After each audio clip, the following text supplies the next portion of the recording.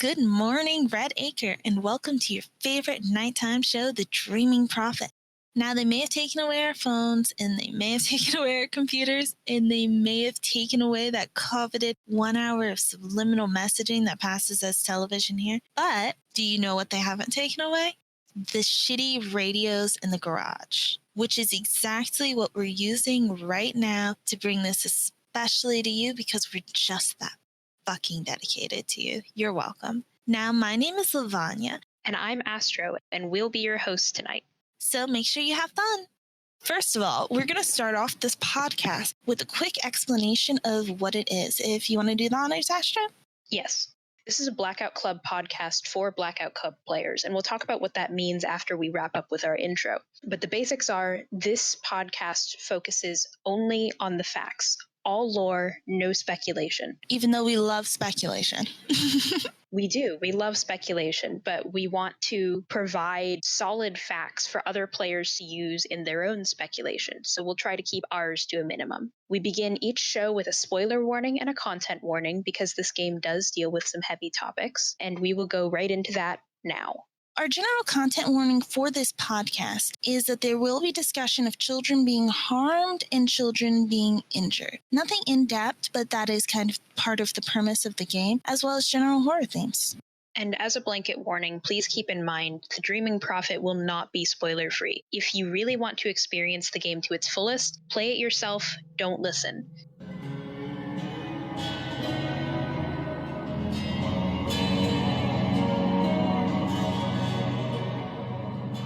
If you haven't heard of the Blackout Club game, go ahead and check out www.blackoutclubgame.com, and there's a lot of info on that page, but I'll read off a little bit. The premise of the game is that you are a child in this suburban town, Red Acre, and you are recording evidence of the strange things that are going on to try to tell the world about this cult that's taken over everyone, including you, including your parents. It's a stealth co-op horror game, and it's really fun. If you haven't tried it, please do. The Blackout Club is primarily a multiplayer game, but there are parts of it that are single player. As of right now, there are no plans for single player missions, but we do have the prologue. The prologue basically involves you, instead of playing your own individual character, you're playing Bells, who is a young woman, 14, about to turn 15 in 3 months, if I recall correctly, and she is trying to figure out a way to leave Red Acre. Okay, recording, I think. Hi, out there, it's Bells. Isabella. If you've done your homework, you probably know I live in the radio quiet zone. We have no cell signal here, no internet, nothing. So no one knows what's happening to us. At night, our town, it changes. We, wake up in the woods or on train tracks. No idea how we got there. If you tell an adult, they just laugh it off, and most folks my age are, well, they're cowards. But, so last night, I set up a hidden camera, and I finally got proof. Stuff the world needs to see. The video's all on this thumb drive, and tomorrow I'm gonna take Mom's car and sneak it far enough out of town to finally get online. To reach you. When you see this, come to Red Acre. Help us. Please. Thank you. Okay, so that exciting clip is a line directly from the prologue of the Blackout Club, the single-player mission. What we heard there was Bells explaining the basic premise of the game. And the prologue, I personally feel it's important for most players to try to play it because it sets up the basic themes of the game. The basic themes of the game are friendship and also psychological terror. What Bells keeps having emphasized to her throughout the prologue is that she cannot trust anything that she sees or anything that she hears. She's seeing a strange shape that is pursuing her and trying to maybe kill her, maybe mind meld with her throughout the prologue. The game will instantly end if you are caught by it. She's getting mysterious voices in her head, 2 different ones, that are speaking to her and trying to guide her through this to safety. And she's realizing that, are her parents in on this conspiracy that she's discovered prior to the start of the game, or is literally everyone in town? She cannot trust anyone in the town, and she cannot even trust herself, as is shown by the ending of the prologue, when the voices lead her all the way to the boxcar, and then she's dragged away. So it's kind of a good summary for the overall game because the children face the same issues during the multiplayer gameplay as well. You can't trust the adults, you can't trust the other children who might be following opposing daemons, and you certainly can't trust yourself because as the game keeps emphasizing, every time you close your eyes, every time you black out in game, you're being possessed. So the only people that you can trust actually are your friends. The player characters operate in missions of up to 3 other players, all of whom are bound together by friendship, trust, and the knowledge that they are working together to succeed in taking down cores. Bella is betrayed by her parents in the prologue, and she's potentially betrayed by the voices as well. The player character, anytime that you play with Stalker Enable, is betrayed by the Stalker, who's someone in the Blackout Club that is working for SAO instead of for the kids. So when you can't even trust yourself, the only people that you can rely on are the friends that you choose to surround yourself with, which is one of the biggest themes of the game. The prologue, in addition to introducing you to the story, also introduces you to a lot of the core gameplay, which we'll go over here. You have 2 different things that you can see. When your eyes are open, you can see the overworld. You can see the adults walking around, sleepwalking or not, and you can see the houses and everything else around you. When you close your eyes, you can see the shape. You can see footsteps that are guiding you to your next objective, and you can see secret messages that may be hidden somewhere in the map. Among other things, there are several new things that have been cropping up lately, so it's always a good idea to close your eyes every so often and see what's out there. Exactly, because sometimes it's secret messages, sometimes it's just secret marks that when you look at them with your eyes open, they just look like scuffs on the ground. And when you close your eyes, they're glowing in red. When you play a mission, your character has one of 4 classes. These are called major powers in the game. And the 4 major powers at this time are Takedown, Prank Caller, Unstoppable, and Drone. Takedown players are your hand-to-hand combatants. They are really, really good at wrestling with sleepers, with adults, which is something that not all of the kids can do. As a 14-year-old, a 15-year-old, you don't have the strength or body weight of an adult, but takedown players have trained themselves to be able to do that, to be able to stand a little bit more of a fighting chance. Takedown players can wrestle enemies for themselves or for their friends. If you see a friend in trouble, you can grab an enemy and hold them down and try to decrease the danger in that area. Takedown is one of the most uncommon powers for people to take, but honestly, it's one of the most useful because what's more helpful than when somebody's jumping for your friend when they're on low health than being able to just jump in there and pin them for the rest of the session down to the ground? The Lucid, don't pin your friends. Prank Caller is a more stealth-focused class. Prank Caller asks you to use your tech know-how to hack into phones and other devices and disable them for your friends. You can call sleepers at the first level, which distracts them with a spam marketing call while you sneak past them. Sleepers can't see you, they can only hear you, and so filling their ears with pyramid schemes will distract them pretty well unless you make a horribly loud noise. Unstoppable temporarily makes you invulnerable and gives you extra stamina. Your stamina doesn't deplete when you run or jump. At the first level, you have about 10 seconds to do whatever you want and get the hell out of Dodge. And my God, you can do anything you want. Fall damage, no. Lucids, no. Sleepers, no. Speed mines, they will fucking destroy you. Don't do those. But anything else. So this is really, really good if you are a player who tends to get yourself in a bunch of bad situations and needs to run very, very fast. Also interesting, Unstoppable recharges when you take damage. If you end up in a lot of scrapes, that will eventually help you down the road. Exactly. And if you like going places and you like going to them fast, Unstoppable is an excellent power. But you have to keep in mind, when Unstoppable runs out, you will have to take a ton of damage in order to turn it back on. So don't race into danger, race across the map, separate yourself from your team, and then start crying when your Unstoppable's gone. That's the classic mistake.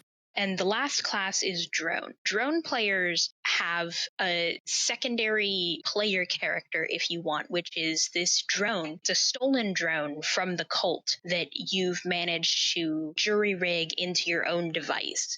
Drones are a remote camera that you can send around the map within a limited range from yourself that can see other things and at higher levels can perform actions such as recording or tasering. Drone players are able to look around corners and scout out inside houses and rooms without actually going there and putting themselves in danger.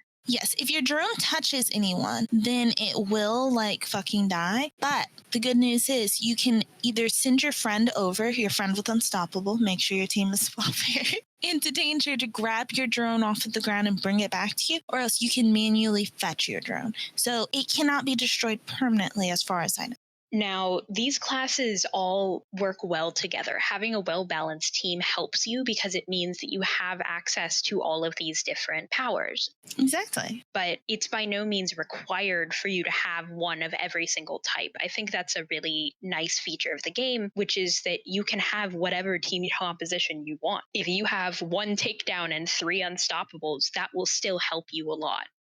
Exactly. I will clarify, if you have 4 drone users, you may have a little bit more of a rough time, but you just have to take it steady and slow. And also have a designated victim who has to collect your drones back.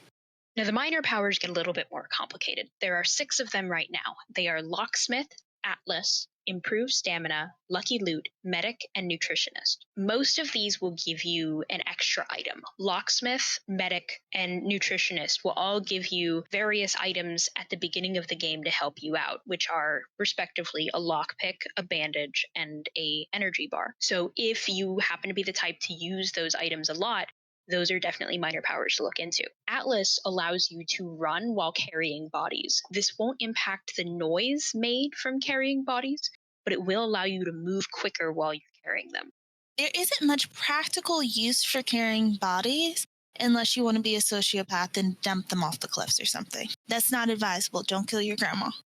Bodies can be discovered, and if you happen to be in a tight spot and you need to hide a body, Atlas is a great power to help you book it. Improved Stamina gives you 10% more stamina than what you start with. Again, super useful if you want to run a little bit, but maybe you aren't into the idea of the whole unstoppable power. Improved Stamina can get you a little further.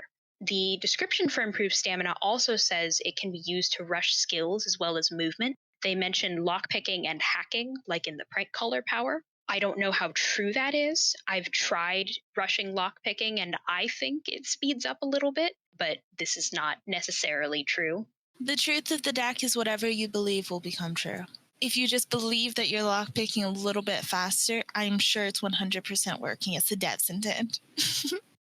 And the last minor power we'll cover is Lucky Loot. Lucky Loot will sometimes grant you a second copy of whatever item you pick up. Extremely useful in all cases, honestly. Lucky Loot players are an asset to every team. They really are. Lucky Loot can sometimes be the absolute difference between acing a level and crashing and burning after a Stalker throws a foam grenade in your face. You will semi-frequently end up with doubled lockpicks, doubled flashbangs, and everything else. And even with the ability to buy flashbangs and tranqs and bandages and candy bars with the little fireworks machines now, that can make a ton of difference. As far as I know, you do not get Lucky Loot. When you purchase goods, though, you're just out of luck there. We're going to do a quick breakdown of all the basic items in the game. The way that the items are set up in game is that you have 2 classifications of items, basically. You have the hero items, and then you have the standard normal items that you use, and then they'll be terminated from your inventory. Let's start off with the hero items. Hero items are controversial. They're a controversial part of the fandom because everyone has their specific favorite, and everyone will talk shit about the others. Which one you take ultimately just depends on how you feel and what your gameplay style is, because this will change the way you play the game pretty significantly. So with the hero items, we have 3 hero items. First off, we have the taser, which is, to quote the game, a close-range stun gun. Requires time to recharge after every use and not for use by children.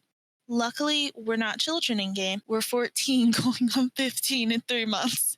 This is perfectly safe for us to use. The way that the taser works is it is an escape item, basically, that will recharge over time. So if a lucid or a sleeper grabs you, then you will be able to automatically tase them as long as you have a charge on your taser and be able to escape from them. It traps them for about 3 to 4 seconds in a loop of electricity. If you have a stalker in game, you can also tase them. If you have a friend who is shaped in game, and thus wandering around spouting off voice lines about being asleep, you can also tase them. I don't know why you would, but that option is there. The second hero item is the grappling hook. The description for the grappling hook is will stick to walls and ceilings and lower a climbable rope. So it's pretty straightforward. What the grappling hook does is basically it increases your mobility in a game that is already so heavily focused on movement. With the grappling hook, you don't have to jump up places. You can throw your hook and you can hop right onto it and climb up. I would say it extends about 15 to 20 feet down. On average, it's about 2 stories.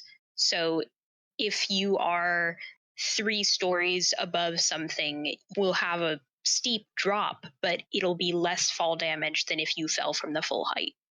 Exactly. And the grappling hook, most places in the game, you will be able to get with the grappling hook, or else you'll be able to get as long as you and a friend have a grappling hook. Most of the tunnels that connect the rooms in the underground and most of like the major shorter cliffs, like Howley's Leap in the first 2 areas, you can climb up that with a single grappling hook.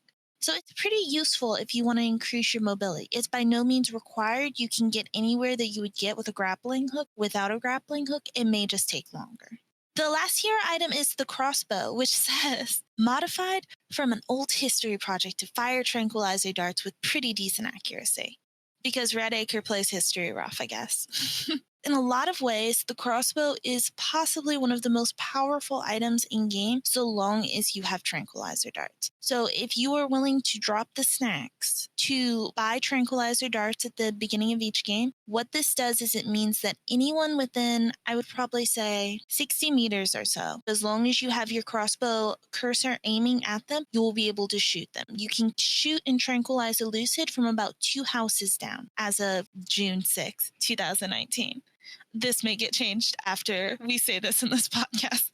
Honestly, the crossbow is my favorite item when I'm not scampering around the walls like a fucking eye, because you can use it to take down lucids. You can use it to take down drones, not the large ones that fly overhead, but the other player drones. If you just want to be horrible for some reason, you can take it to take down sound mines. You can use it to, I think this is about it actually. So maybe technically it doesn't have a lot of use, but it has a lot of use in my heart.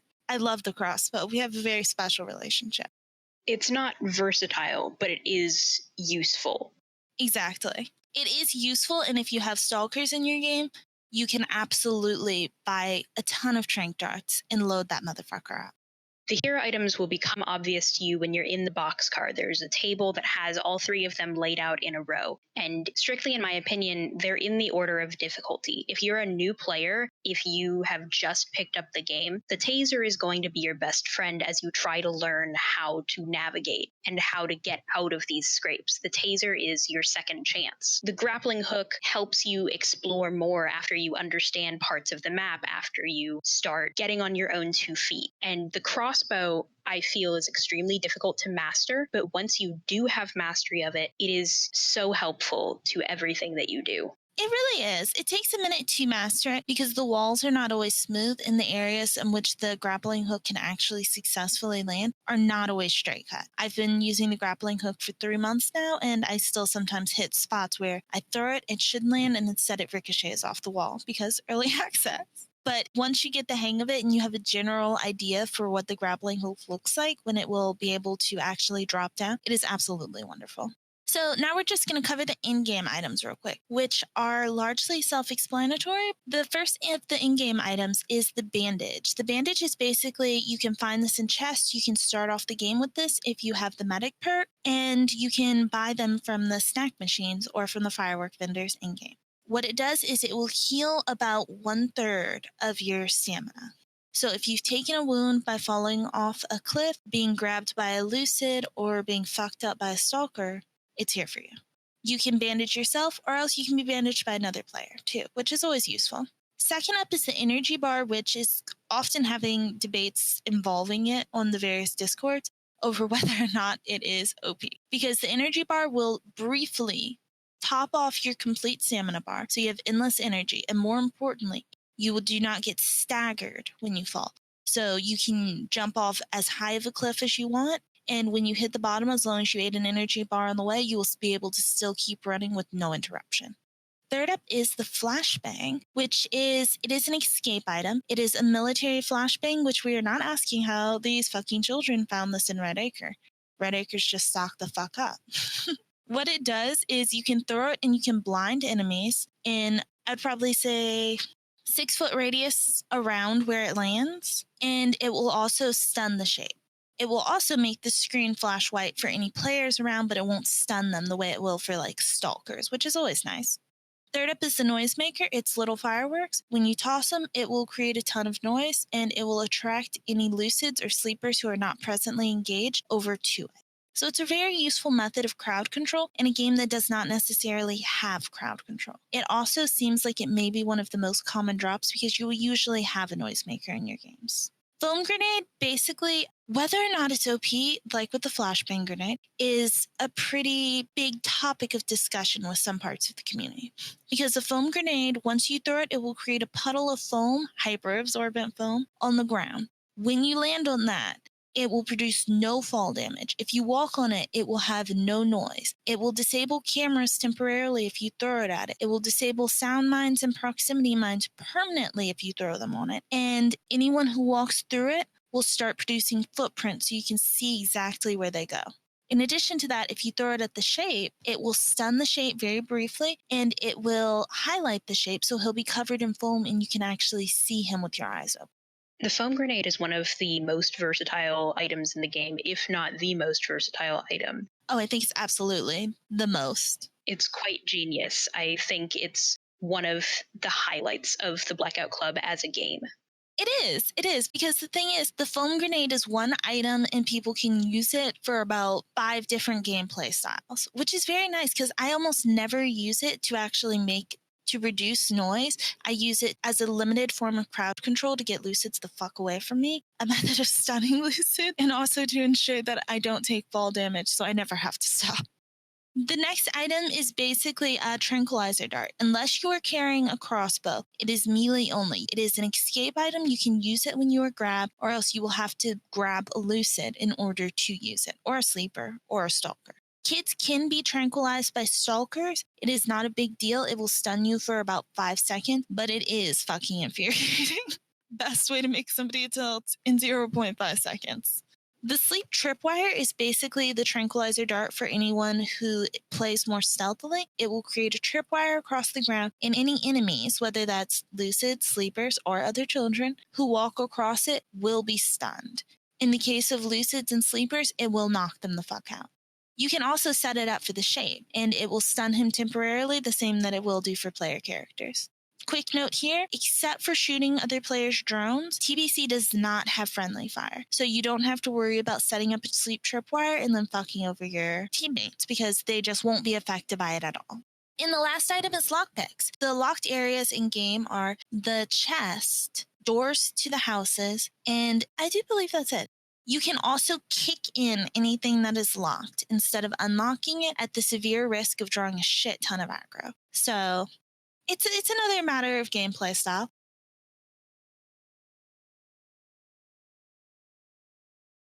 So, as mentioned in the prologue, the core premise of the game deals with this idea of gathering evidence of what's happening in your town and hoping to eventually take it out of the town. And in the game, you do this quite a lot. There are some missions that will require you to record things. There are also things called bonus evidence, which are scattered around the map. When you go into your pause menu, you can see how many pieces of bonus evidence you have in any specific game. It can be anywhere from 3 pieces to possibly 14 pieces and maybe more. As your map expands, you have the opportunity to find more bonus evidence, but it will also be scattered further. You'll have to travel more to find it. And each piece of bonus evidence that you get will give you more EXP, and it will also unlock journal entries for you to read in the boxcar.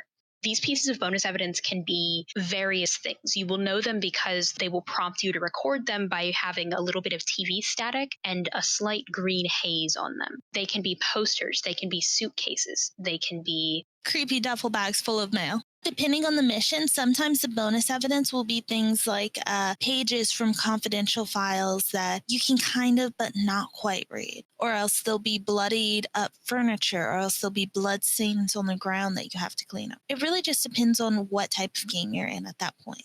Yes. So if you happen to see that TV static effect, if you happen to see that green haze, take out your phone, record whatever it is. Ultimately, it can only help you.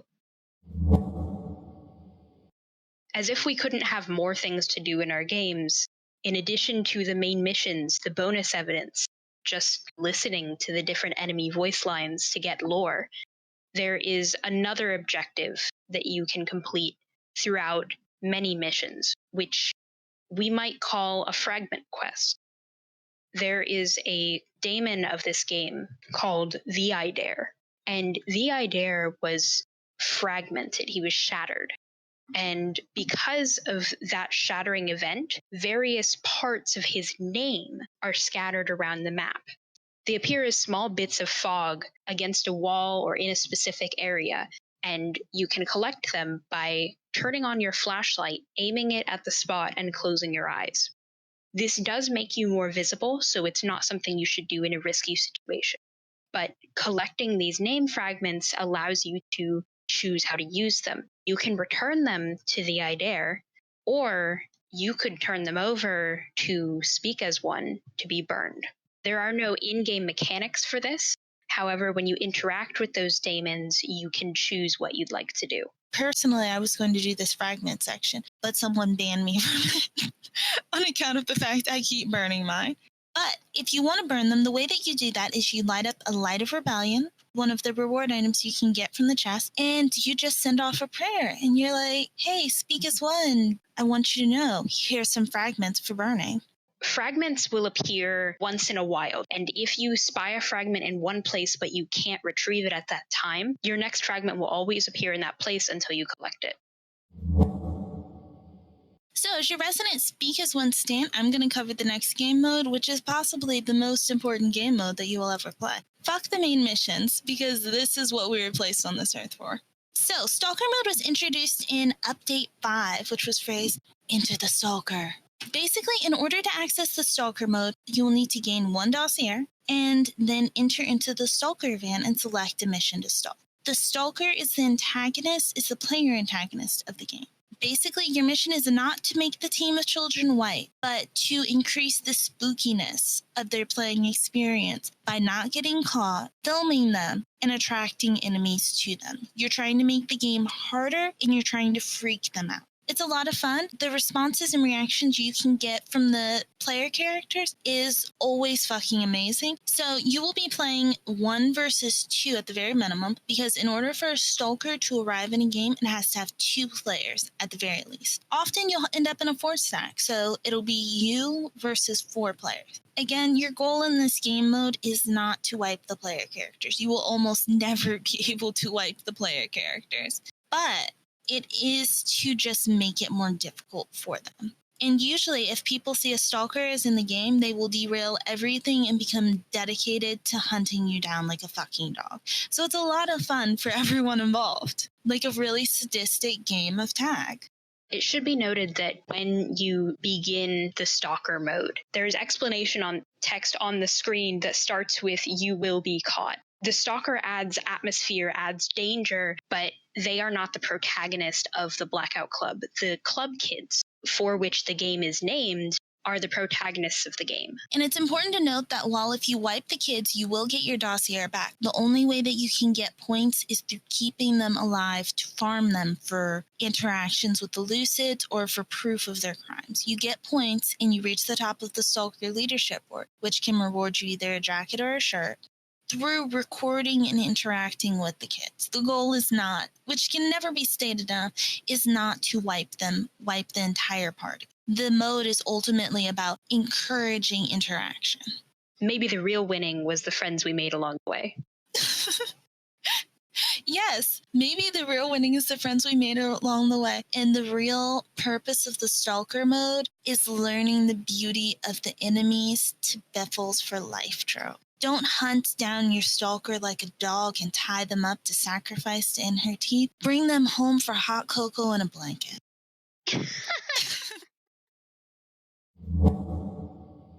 So, if you are a player from the Blackout Club, you may have listened to this episode and thought to yourself, I already know all of this. What is this podcast of use to me? The reason that we're making this episode is to catch everyone up to the same point. From here on out, we'll be moving on and talking about new things. We'll be talking about things more in depth that you may not have thought about before, or maybe you did. Exactly. And it's always important to note, we're starting off these first few podcasts with an introductory to this game series and everything in it, partially because so many players in game have no fucking idea what's going on. They don't know how the Lucids are alerted. They don't necessarily know what the storyline is. They don't understand advanced horror mode. The learning curve of the Blackout Club is very steep, and that's not a bad part of the game. But it can be a little frustrating. It can be frustrating, but ultimately it requires you to rely on your friends, which is part of the core of the game, and you learn together. This podcast is a small way to help that learning curve and help individual players learn the language and the play style of the game so that they can become better and pass on more information. And this podcast is also about ensuring that we can become not only your friends, but your best friend, your truest and closest friends. We speak as one. Oh my god. I can't believe you used me for advertising.